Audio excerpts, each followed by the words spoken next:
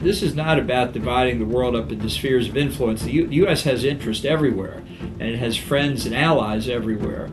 The Russians may just have what they want as a sphere of influence, and the Chinese are focused on their Indo-Pacific periphery. We have worldwide interest, and if anybody were foolish enough to say we should divide the world into spheres of interest, we would be giving away a lot of our friends and allies. So I just think it's an incorrect idea. What's happening in Venezuela, utterly dissimilar to what's happening in Ukraine, which was a war of Russian aggression, and has really nothing to do with China's interest in Taiwan or the potential aggression that China might engage in there. Hello and welcome to Independence Avenue Media. I'm Kartul Sharashenitsin. Today we are joined by Ambassador John Bolton, former U.S. National Security Advisor in President Trump's first administration and former U.S. Ambassador to the UN. Ambassador Bolton, first of all, thank you so much for your time and for joining us today. And let me start with your broader view. When you look across the global landscape today, protests in Iran and President Trump's comments on possible U.S. action, the U.S. operation in Venezuela, the statements from the administration about Greenland and Cuba and Colombia and Mexico. So the state of U.S. relations with Europe and Russia's ongoing war and China's military drills around Taiwan. So what do you see taking shape?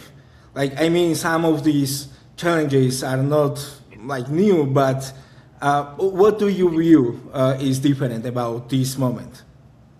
Well, I think there's a lot of confusion in the world. I think the U.S. under Trump has contributed to a lot of confusion. And the developments, I think, overall show that it's a very threatening world, that for the U.S. we ought to be trying to concentrate on how to use our alliances and trading relationships around the world in a much more coordinated fashion than we are. Trump's decision-making style is totally incoherent, and it's not based on a geostrategic framework. It's based on whims and what Trump thinks benefits him. And I think in the near term and the long term, it's not going to help the United States, and it's not going to help our alliance partners either. I'm sorry. Let me ask you about Venezuela. How did you view the U.S. operation as it unfolded? And at this stage, what should be the priority for U.S. policy going forward? Well, look, it's been policy for a long time. The Maduro regime has to go. We tried to overthrow it in Trump's first term, working with the opposition largely through economic pressure. We didn't apply enough pressure, and the opposition's effort failed, unfortunately, for the people of Venezuela. The national security interests today for the U.S. are even more acute. The Russian-Cuban presence was a significant issue for us in Trump's first term. It's just as significant today, and the Iranian presence was a problem for us then and is a problem for us today. But significantly different is the Chinese presence is much greater. Their interest in Venezuelan oil is much greater. Their influence is potentially much greater. So the security threat to the U.S. and stability in the Western Hemisphere is very, very real. What Trump has done so far is take Maduro out of the picture, but leave the Maduro regime in place. And I don't think that's necessarily I don't fully understand why he's doing it. I don't think stability is a reason to leave this murderous regime in place. They're the people who are still there, absent Maduro, who helped bring the Chinese in, have sided with Iran and Russia and Cuba. They're not going to change. Their objective right now is regime preservation of their own positions, and they'll do a lot of what Trump wants, but they're not going to negotiate themselves out of power. So we may end up with the worst of both worlds. We're taking all this grief for having captured Maduro, but we haven't really changed the regime. And certainly the people of Venezuela are not benefiting. The reports we have is repression now is, if anything, worse than it was before. Also, former White House Russia advisor Fiona Hill said back in 2019 that Russian officials informally suggested a trade-off, greater U.S. influence in Venezuela in exchange for freer hand for Russia in Ukraine. So, what do you recall about that episode from your time at the White House? White House. Well, I think it was an idea somebody floated. I think we dismissed it very quickly. I think that's Fiona's recollection as well. And it was a non-starter back then. It should be a non-starter now. This is not about dividing the world up into spheres of influence. The U.S. has interest everywhere, and it has friends and allies everywhere. The Russians may just have what they want as a sphere of influence, and the Chinese are focused on their Indo-Pacific periphery. We have worldwide interest, and if anybody were foolish enough to say we should divide the world into spheres of interest, we would be giving away a lot of our friends and allies. So I just think it's an incorrect idea. What's happening in Venezuela, utterly dissimilar to what's happening in Ukraine, which was a war of Russian aggression, and has really nothing to do with China's interest in Taiwan or the potential aggression that China might engage in there. Yeah, my next question is exactly about that. So some people, like in Eastern Europe, they believe that the United States, Russia, China may be moving toward dividing the world into spheres of influence. And do you see that happening? And what would that mean for countries neighboring Russia and China? I can assure you, Trump doesn't think in conceptual terms like that. That's not his idea. There may be people around him who are saying that. They're wrong if that's what they're saying. They misapprehend the nature of American interests, which are global, and they misapprehend our capability to protect our interests and protect our friends and allies. So dividing the world into spheres of influence is a negative for the United States because it would reduce our influence and enhance the influence of adversaries, which is what Russia and China are. And if Trump ever came out and said that was his objective, I think that would really generate a lot of opposition in Congress, particularly among Republicans who are beginning now to speak out against some of the things that Trump is doing.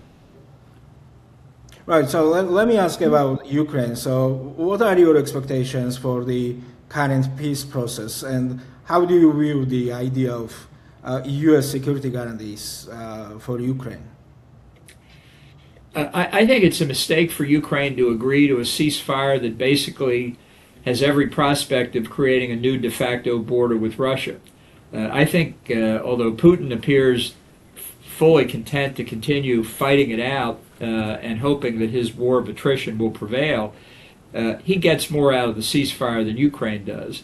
Once you acknowledge that 20% of Ukraine effectively is held by Russian forces, I think it's very hard to roll that back. And we have a history when we have ceasefires that they last for a long time. In Korea, that has not worked out well for the Korean people. And I think in the case of Ukraine, even if Russia accepts a ceasefire, it's simply to prepare for the third invasion. What Putin is pursuing, he's explained many times, going back to I think it was the 2007 Munich Security Conference, he's trying to recreate the Russian Empire. And he's not going to stop until he gets it. And you don't have a Russian Empire in his mind unless you have Ukraine. So for him, this would just be a pause. It's not anything like a lasting solution. I don't think the Kremlin negotiates seriously until their troops are moving backwards, not forwards. Yeah, so the President Zelensky said the U.S. is offering like 15-year long security guarantees, which could be ratified by the U.S. Senate. So does it change anything in your perspective? You know, honestly, we don't know whether Trump will uphold Article 5 of the NATO treaty, let alone security guarantees written for Ukraine. And they can be 15-year guarantees, they can be 50-year guarantees. The problem is the next 3 years. And I think putting faith in any security guarantees is not the answer. Ultimately, we need NATO membership for Ukraine. I don't see how it happens while there's still Russian forces occupying its territory. So that to me says the victory on the battlefield is really the only way to achieve this. And we've made a mess of our assistance to Ukraine for 4 years. There has never been a strategic look at how Ukraine wins and how we and other NATO members supply assistance on a strategic basis. And that went on year after year after year, which explains now why we're in gridlock on the battlefield. So this may not be a happy outcome, but I don't see negotiating with a country that's determined to have all of Ukraine and hoping, well, if we just acknowledge 20% is gone, maybe they'll leave us alone. It's not going to happen. Also, let me ask you about South Caucasus. So, as Russia's war in Ukraine continues and attention is directed like to other regions, so how do you see the balance of power shifting in the South Caucasus? Like, and what role, if any, should the United States be playing there now? In the Caucasus? Yes.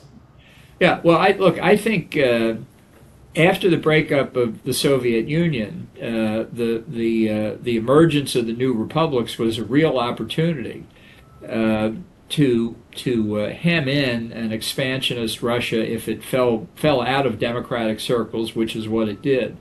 But what we have allowed to happen in Georgia and now in Armenia and Azerbaijan is the Russian influence, maybe not as great as it was before the breakup of the Soviet Union, but it's pretty close. And Putin, I think, has unfortunately played this pretty well from his perspective. He hasn't tried to incorporate any of these other former Soviet republics yet, but he's worked in the Caucasus, he's worked in the Central Asian republics, he's used brute force in the case of Ukraine. He's basically already got Belarus. He's working again on Moldova through Transnistria.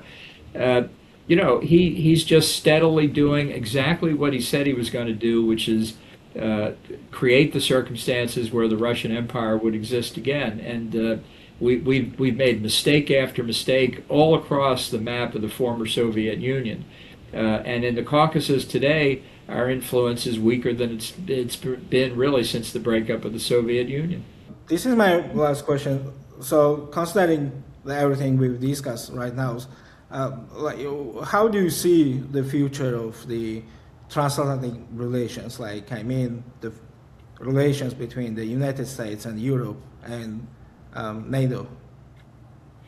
Well, I think they're in real trouble. I think Trump has put enormous strain on the North Atlantic Alliance, and he's never seen the value of it. And I think Europeans have made mistakes when they think, well, he's friendly with Zelensky. One day NATO must be okay. He doesn't. He said yesterday when asked if it were a choice between using force and to seize Greenland and losing NATO, what would he do? And he said, well, that's a choice that may come. And I mean, that is as close to saying he doesn't care about NATO as I can imagine. So it's in a very dangerous position. I think the collapse of NATO would be a catastrophe for the United States. It would certainly be a catastrophe for all the European members, and I hope it doesn't come. But Trump doesn't understand NATO. He doesn't see what benefit it is to the United States, and his hold to it is very tenuous at this point. Well, thank you so much again, Ambassador Bolton. It was a great honor to have you with us today. Well, thanks for asking. This was Ambassador John Bolton. Subscribe to Independence Avenue Media for more interviews. Thank you.